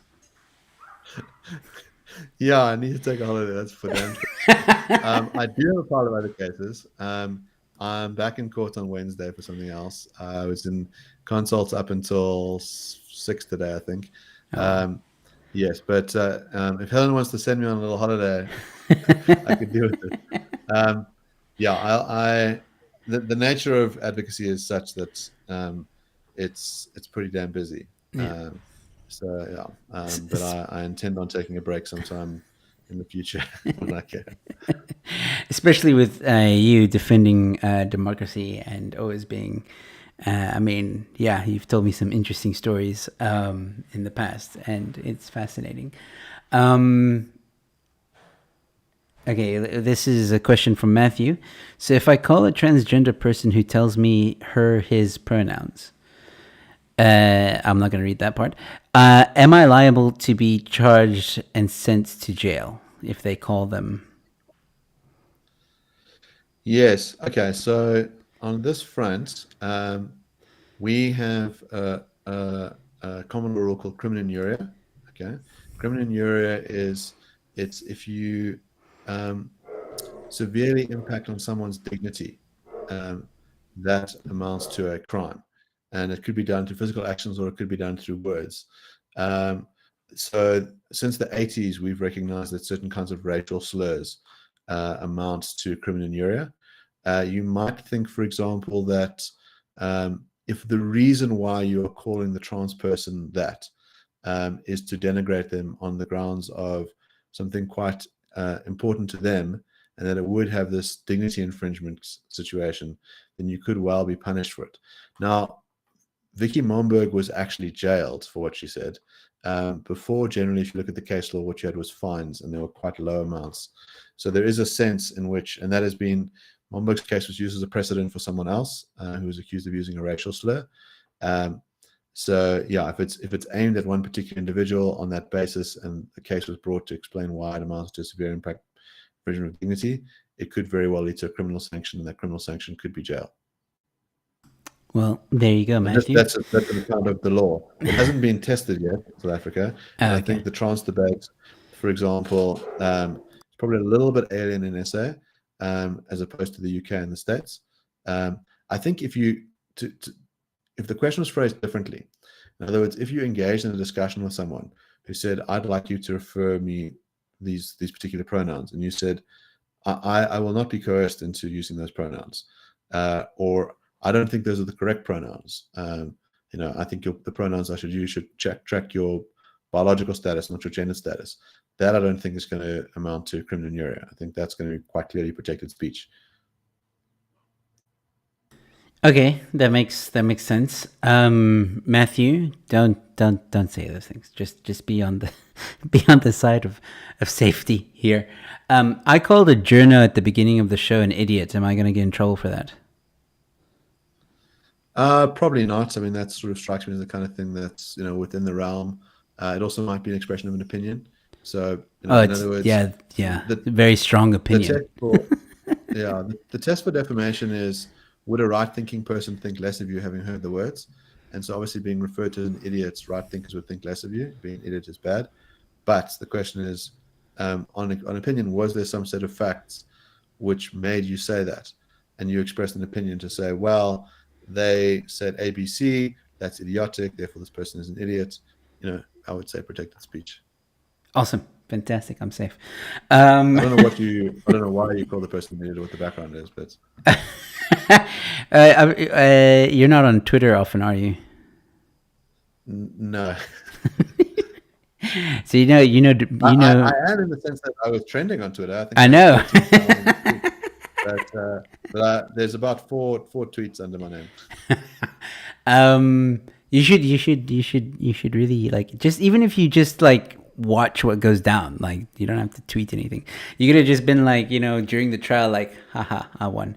But no, there's a few journos on Twitter that are just they're being ridiculous. So I cannot believe that South African journalists would be that way. I know. Joe, that just doesn't seem right. Anyway, JC McFarlane asking, Mark, do you also do criminal work? No, I don't. Okay, simple answer there. And then Mark Rock Show, ladies and gentlemen, go subscribe, and also go subscribe to Mark's YouTube channel as well, Brain in Vat, something like that. Brain in a Vat. Yes, that one. Is prosecuting people for a subjective feeling, namely hate speech, sorry that went away, not a very slippery slope? Why not just threat or violence? Yeah, so I think it's to misconstrue what would be going on. First of all, it's not actually a prosecution in the sense that it's not criminal, it's civil. So that's mischaracterizing it. The subjective feeling, in other words, it could be, for example, the feeling that you're causing through the speech we would reasonably expect to occur. In other words, it's not just that this person is sensitive and totally and utterly overreacted to what the speech was. There's got to be some objective fact of the matter that it caused this severe psychological or emotional harm.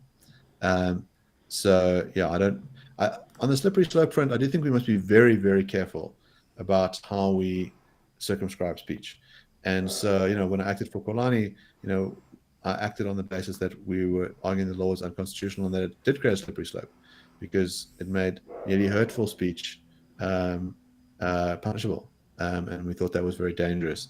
And, I think it's a victory for free speech that was set aside.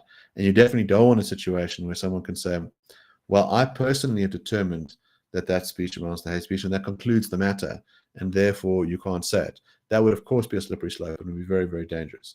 It can't just be a matter where we say, however the target feels determines the matter. And we do talk about that socially. Someone says, well, I felt very hurt, therefore you shouldn't be allowed to say it. It's got to be more sophisticated than that. Okay.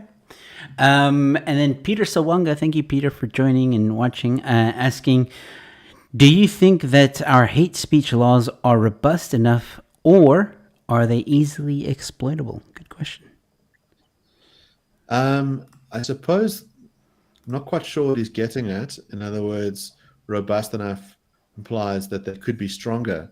There's quite a lot of hate speech sort of legislation floating around. There's the Hate Speech and Hate Crimes Bill, and the bills are not laws, they're kind of proto-laws, and there's been some very harsh sanctions mentioned in those, and so in the sense they're more robust, but they've also been much broader on the language and I think quite dangerous, and so I've written submissions on those bills. I think they would suppress speech. The current Equality Act, as I say, Constitutional Court has come up with an interim definition of hate speech. That's the one that operates now. It's a new test still could be formulated by Parliament within 2 years, and they may change it, but you've got to be within constitutional bounds. So you can't just make it tougher because you feel like it. There's also the Cybercrimes Act, which has come into force, and I think that creates some quite severe criminal penalties for people who call on property destruction or on violent acts to be performed, and that may make certain people's lives more difficult, and they'll be held accountable. I'm not sure what he means by easily exploited. Now, Peter, maybe you can elaborate on that a bit, Peter, if you're still watching, what you meant by exploited. I wonder if you can answer this question. I think so, because he's asking in general. How do you set a strategy for a case? Yes. I think this is a really interesting question, and I have a multi-pronged practice. So, I deal with some of these high-profile public law constitutional cases, and then I also deal with private commercial disputes, for example. We are, when you're designing strategy, you're doing it with the attorneys or in the case. So as an advocate, I'm instructed by attorneys, and then there's a client behind that, and you've got to ask what it is that the client wants. Now, sometimes people say they want one thing, but actually want another. So, for example, in divorce cases, what you often see is that people it looks like they're asking for money, but actually what they're trying to do is punish their spouse. And what they want to do is cause that person suffering. Or what they're trying to do is like a plea for help, and they want this marriage to survive, right? So understanding, well, what is it that you want is going to be pretty important for working out what the strategy should be to how to get there. Now, there are bounds in what you can do. So the tool that I have available to me as an advocate is the law, right? And you don't operate outside the law. So you must use the rules that are available to you.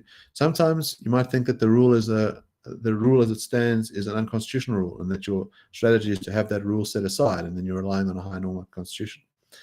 I think that's interesting is when you're not just dealing with private interests, but public interests, so your case will have an effect on public perceptions around a particular thing. So there's an advocacy role in the broader sense in that litigation. So you might want to get the message out about a certain value or issue, and it's important that you're able to express that. So depending on what those goals are, is going to define your strategy. My general rule is to work out what's the most efficient route towards victory for the client. I tend to want to be very short, sharp with my language, that I want to try and make it as crisp and clear as possible, that knowing your audiences, in most cases it's just the judge, means taking a big, the case I have on Wednesday is about 1,000 pages in it. Sure. So I want to be able to express that to the court in as simple a way as possible, to kind of, what we do often is I talked about writing heads of argument. That heads of argument are kind of like a roadmap for what the case is about, that someone can read that and they can understand what's there without having to read the 1,000 pages, but that if they want to, they know where to look in the 1,000 pages. So like heavily footnoted. So yeah, those are the kinds of things that I like to do. How long does it take you to pile like a 1,000 page thing? Depends on what's in the pages. There's different kinds of things you can have. So Roughly, for example, you might, 2 days, a week, a month. I read pretty quickly, which helps. It depends on how dense it is. So as I say, like there's certain things that are quite common for me in some of the cases that I was running, like things that are like personal injury cases, where I could read 500 pages in an afternoon. And so that's sort of, you develop a skill to what to look for in those things. You have a familiarity with the kinds of expert reports that are in there. You're not passing every single word, because like this sort of stuff is pro forma. This thing is the thing I need to look for. These are the documents that matter most. But there's certain kinds of things where really you do have to read every word, and then it's going to take much, much longer to do it. Also, when I say the 1,000 pages, it's actually an underestimate, because that refers to the affidavits, or the annexures. It doesn't refer to all the cases. Okay. So, for example, in Kalani, there was 1,300 pages of docs, which a lot of it was trial transcripts. So, what evidence had been led in court, what the witnesses had said. But then there were probably another 500 pages worth of case law, that you had to read, and then, those cases often go and refer to lots of other cases, lots of principles. Those things are very dense. Reading 100 pages of a case is very different to reading 100 pages of testimony. Yeah, no, absolutely. It sounds like you read a lot. Yeah. All right, so I got some more questions for you, but I want to get to what Peter actually elaborated on what he meant. So he says, I meant, are the laws so broad that they can be used to limit speech exploitable? Yes. So in other words, I'm assuming what he means is unfairly limit speech. In other words, limit speech in a way that we think is unjustifiable. And I think there's always that danger with any law that restricts speech. And as I say, I've spent a fair amount of time involved in lobbying efforts around like the hate speech bill and things like that, because I think that they were easily exploitable to punish people. I think the other thing that we've got to be worried about is that a law might look neutral on its face, but that only certain people are going to be punished with that law, especially in the criminal realm, where the only party that's bringing litigation is the state itself. It might be that it is used to punish its enemies, or to punish certain political parties or people that don't hold a certain line. I think when you're thinking about a law, the drafters would think, how could this be used against us? What if the opposition were to come to power? Have we drafted this thing too broadly? Are we, as you say, censoring speech which ought to be protected? The other thing, for example, is to work out what are the kinds of speech that we currently tolerate. So in Kalani's case, for example, I said, let's have a reference point for a book that's widely available. And I picked up a copy of the Good News Bible, and I read from Leviticus and from Corinthians. And there's some quite bloodthirsty language that's used there in reference to homosexuals. And the fact is that the Bible is a very available book globally. We don't think it ought to be censored. People might not like the words that are in that text. It says it is an abomination for a man to have sex with another man, that those people deserve death, their blood shall be upon them. I certainly don't agree with any of that. I think it's quite despicable language, but clearly it's the kind of language we don't should be doing. It's entirely a book. And so, that's a useful reference point. In other words, when we're thinking about speech that we want to ban, we've got to say, well, what do we currently allow? What's the cost of this speech being around? You want to have a culture of tolerance to some extent.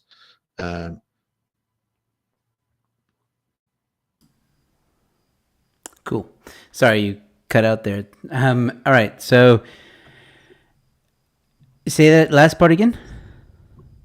I said it's important that when you're trying to work out what you want to tolerate in a society, one thing you might want to do is get a sense of those books or films or speech acts that we've generally allowed for a very long time. That's a good reason to say they should continue to be protected, and that your principled norms that are put in place must square with the reality. All right. That makes sense to me. All right, so Helen asking, do you sleep? Yeah, so I will say this, which is like I'm an incredibly busy, productive person. When I'm not working on a case, I'm running my weekly Brain in a Vat philosophy show. We, summon up an incredible mind from around the world once a week. And I have a pretty active social life as well. The things that I don't compromise on are I make sure I get 8 or 9 hours of sleep every day. I make sure I eat well, like I spend time with people that I love, like but I think why I'm pretty effective is that I'm largely anxiety free. I don't beat myself up at night. Have very few worries about things. I try to be very focused. I try to be very outcomes oriented in terms of getting things done. So I think that's what keeps me productive. I mean, during the pandemic, my co-host and I on Brain in a Vat, so we've had almost 100 episodes. Nice. And we've produced 6 books as well. So we try and keep busy, and I've run, I don't know, on the day that I was cross-examining Julius, I had 2 judgments from the Constitutional Court handed down in my favor. I've been involved in a whole bunch of anti-lockdown litigation. Like, you kind of keep busy. And I think what helps as well is that the work's absolutely fascinating. It's rewarding. It's for the public good. Makes a big difference. I love what I do deeply. Have you ever lost, okay, let me ask this, because let me ask it this way. Let me rephrase, Your Honor.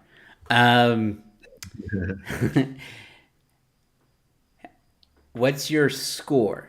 So have you won more than you've lost? If you can put it that way. It depends how you count. There are certain cases that are probably neither wins nor losses, in that you reach an agreement with the other side.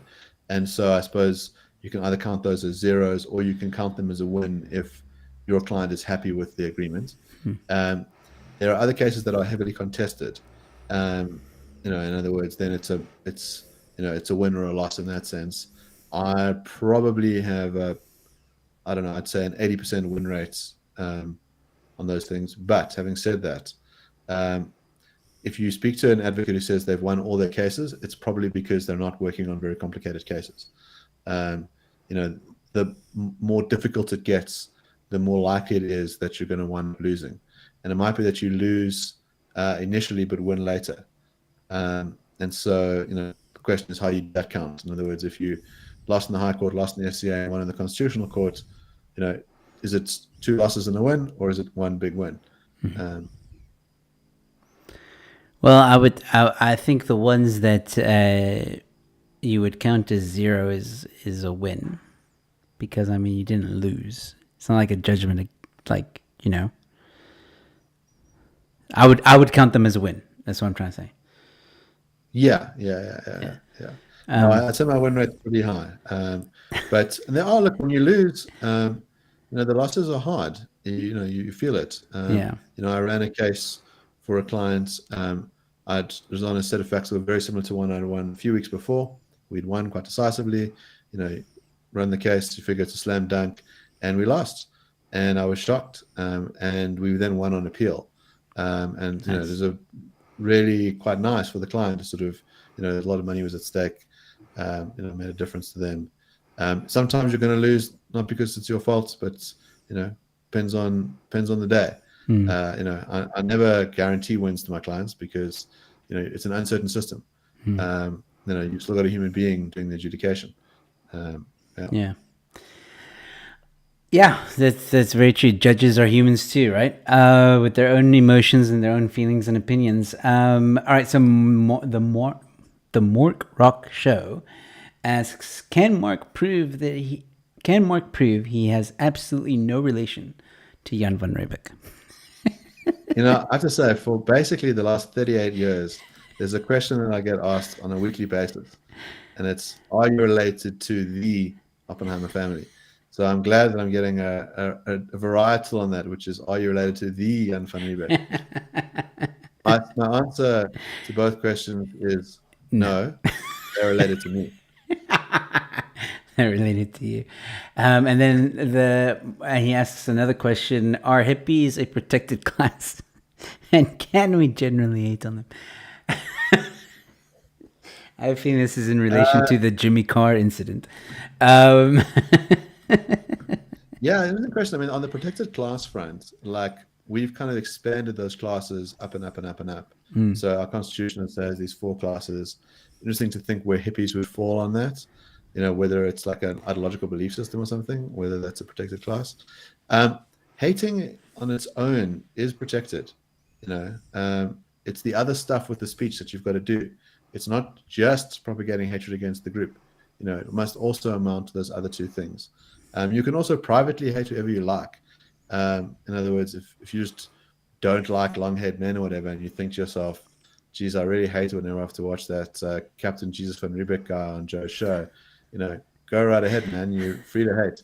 I don't think it's doing any good, but the law's not going to prohibit your internal hatred. Yeah, no, absolutely. I think we're allowed to do a lot of things in your own private house as long as it doesn't, again, hurt or harm anyone.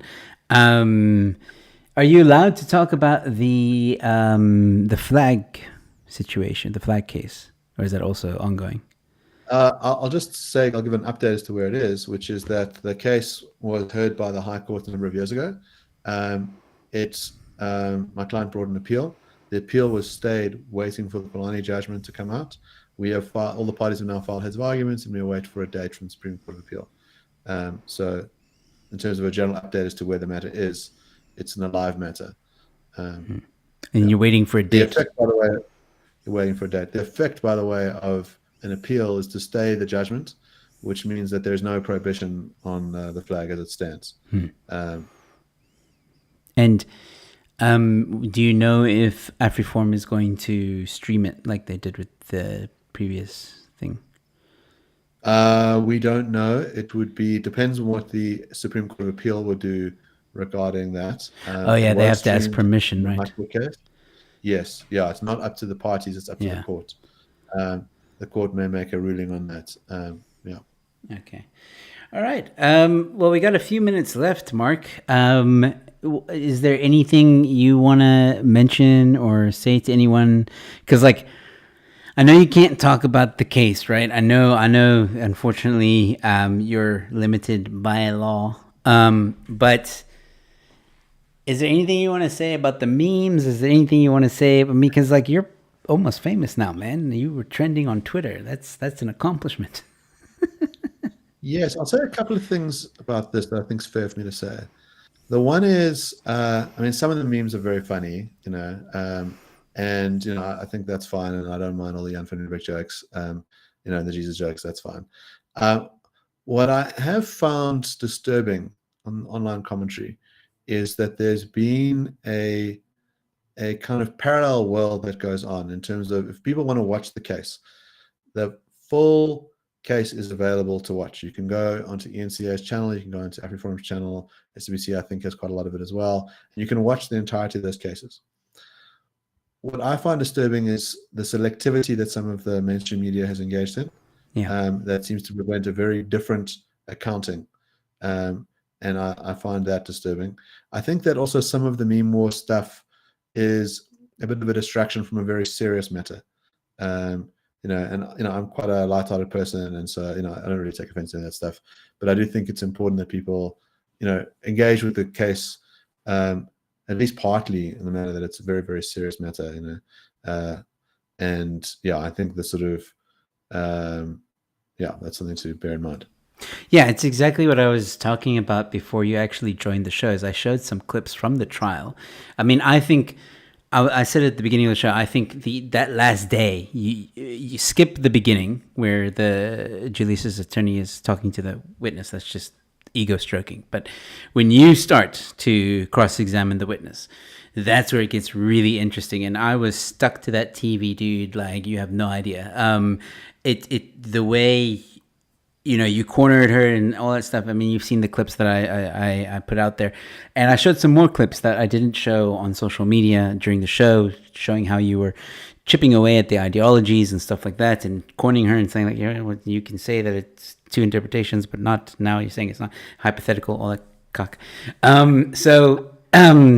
The point I'm getting at is, I also said it is worth watching that, even if you just watch that last day, it's worth it. That one and Julius testifying, because I think that the entire trial is 9 days, if I'm not mistaken. Yes, I understand why you've said that, and I think those days are interesting days, partly to watch because I'm the cross-examiner, in the sense that there's a combativeness to it and there's entertainment value to it.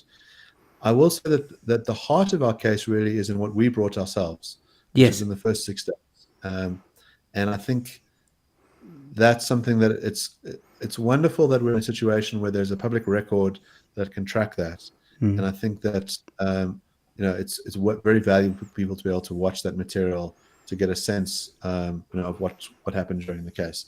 And it is. I found it. I found the case an absolutely riveting experience. I think it's one of those cases. My opponent and I, I take a view that you should be as collegial as possible with your opponents. That we act on the instructions of our clients. That you don't hold the legal representatives liable for things their clients do. Try and conduct the thing in a way that's civil. And I said to him, "This is a once in a decade experience. That we'll both look back on. Like these things are very, very rare. yeah. And it's an amazing thing for the public to be able to watch it and get a sense of how litigation works.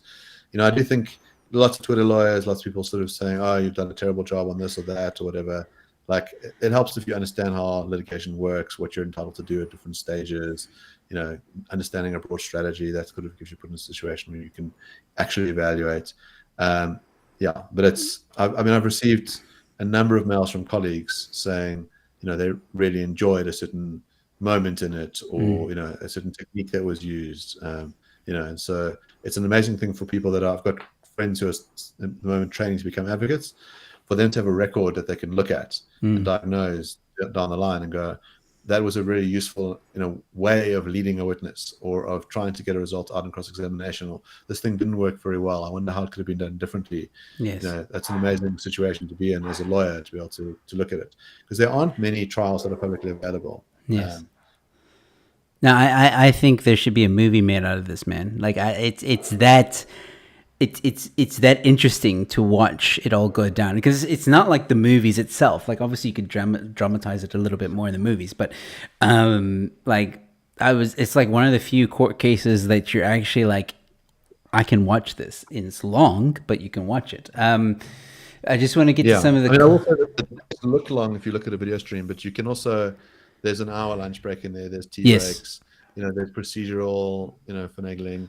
Yeah. So it is quite watchable in the sense that you can scrub past the bits that are, not of interest to a particular viewer, but there's some amazing material. I think there's probably a really, really good 2-hour docu that could be made out of it, that just has court material and that sort of, covers all the salient parts of the evidence. Sure, that's going to take a while to compilate that, because like, I think the first 3 days are like 6 hours long. Like... they're long, but let me. I'll be doing some of that when I write my heads of argument. All right. So, Mark again asking, have you gotten any threats from an unnamed political party? I also want to know. Look, as I say, I don't really spend much time on Twitter, so it's entirely possible. Okay, in your emails. No. No, I've got no threatening emails. I've gotten quite a lot of private correspondence that's been very positive. Okay. But no threats. Yeah. All right, that's good. That is good. And then final question for the evening. Sorry, guys, I'm gonna have to call this one. We did get threats in the proceedings. Yes. We traveled to court with bodyguards. The court was invaded by protesters. We were blockaded and exiting. So I don't want to make light of it in the sense that it's pretty damn serious. You know? Yeah. Yeah. Um, We got a threat at the start of the litigation, and Lozi put out a tweet saying that the translation is shoot, these dogs are cowards, shoot. Oh, wow. And so that was the start of our litigation. So in that sense. These guys just don't learn. Ever lost your cool in a case? Juju tried hard. I will say, from what I saw in the last day, I wouldn't say you lost your cool, but you got stern because you were tired of her cock. But yeah, I wouldn't say you shouted or anything like that. You just got stern, like cut the bullshit, answer the question, which was nice to see. Because yeah. But yeah, besides this case, have you ever lost your cool in any other cases? Not that I can think of, not in the litigation, like not in court. I've definitely had moments afterwards where you lose your cool. But I'm generally, a very calm, collected person. It takes a lot for me to raise my voice. I think very few people have ever seen me angry. I have the capacity for it, but yeah, very rare thing to see. I've got to say, someone commented earlier on in the comments. I can't see it now, but they said you have a lot of patience, and I've got to agree, man. Like when I was watching you on day 9, I'm like shouting at the TV, like, and you're just so calm, which is great. Yes, you got to practice two senses, and the one is a temperament sense. So like your demeanor is patient and calm. The other one is that cross-examination is partly a fishing game. You are putting out a line, you're trying to see if this thing works. You have to be patient to try and get the details. And I think some people, when watching cross-examination, might get frustrated. They think, where's this going? What's happening here? It's because you have to be patient to kind of get the thing that you want. Absolutely. The fish analogy is great. Sorry. This Masuku case, which just got handed down, that took 13 years for finality. It took 13 years for the Jewish community, to get an award against Bongani Masuku for anti-Semitic hate speech. That requires an enormous amount of patience from the community side, in other words, from the Zionist Fed side, from the lawyers who've been running it. These things take an enormous amount of time. So I think because litigation generally grinds slowly, you develop a patient streak. You have to. Yeah, shit, man. 13 years is a very long time. You like in some way your cases can be like a teenager, like, you know what I mean, like, or an adult. Jeez, okay. Insane, man, insane. Look, we got to cut it off here. I have to go, but I just want to say, Mark, thank you so much for joining me on the show. I know that we were going to talk about something else, but obviously with what happened the past week, I thought, hey, let's talk about this topic again, hate speech, and anything you can tell the public about the case or anything around the case would be great. But sincerely from me, look, I would definitely want to say this to you. I know that you and I were chatting on WhatsApp a few times last week, but I do want to say this publicly and to you. Thank you for your amazing work that you did, and do not let the negativity get to you. I know you don't, but I think anybody who, especially on day 8, who didn't appreciate what you did, then they're too short-sighted to see what a great advocate you actually are. And you're going to be famous one day, man, and just don't forget about us. Thanks, man. Much appreciated. All right, buddy. You can hang up. It was a pleasure hanging out with you. And once again, plug yourself, man. Where can people find you? Yeah, so if you're interested in the philosophy stuff, check out Brain Navat. We've got a channel. If you're interested in some of the other litigation that I do, there's a Mark Oppenheimer channel. It's got about 100 videos. It's a collection of interviews. I think the flag case is up there. There's some other Concord cases that I've done. There's a case we didn't talk about at all. There's a big win around BEE. We declared the minister's regulations around procurement unconstitutional, and a 5-4 decision. Nice. The court very much relied on the arguments I'd made for my client, so I found that just an incredible victory, also one that's gone on for many years, since 2017. Awesome. And so you can watch that on my YouTube channel as well. All right, ladies and gentlemen, go check out Mark Oppenheimer. Mark, thanks again for joining me, buddy. I'll have you again soon. Excellent. Ciao. Ciao. All right, ladies and gentlemen, this will conclude the evening with me, Joe Emilio. Don't know why my camera's acting up again. Let me just see if this... Come on. Anyway, doesn't matter. Sometimes it just goes blurry and I have no idea why. But anyway, ladies and gentlemen, that was Mark Oppenheimer, the man you saw fighting for or with Afriforum against the EFF. Great guy. Great guy, and I meant every word I said. A very interesting man as well. Very good at discussion and debate as well. So please go check out all his channels, Brendan Novat, and obviously the Mark Oppenheimer channel. Ladies and gentlemen, if you also want to know, tomorrow evening, it's panel night. Panel night. So if you're not subscribed to this channel, please subscribe. Please, I beg you. Okay. You can also become a member. Be greatly appreciated. Just support the channel. But at least subscribe. And tomorrow evening, I'm going to have Rob Hutchinson from Dear SA. I'm going to have Ernst van Sale or Conscious Caracal from Afriforum. And I'm going to have Marius Rutt from IRR. And we're going to be talking about ending the state of disaster. All three of these organizations have started litigation against the ANC to end the state of disaster. ANC says that it will end on the 15th of March. Will it? I don't know. We'll ask them. We'll also ask what it means when Cyril Ramaphosa says that he's waiting for his constituency or the NCCC to put forward some litigation that's going to be put into law from the state of disaster. We're going to talk about all that, what that means, and more, ladies and gentlemen. Tomorrow evening, 8 p.m. is when panel night starts. I'll be here at 7 p.m.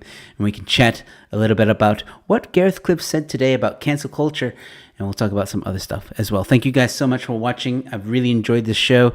I hope you did too. So once again, thank you all for giving the likes, for the shares, for the watching. Love you guys, and I will chat to you again soon. So remember, stay safe, be kind to one another, and I'll see you at the next one. Cheers.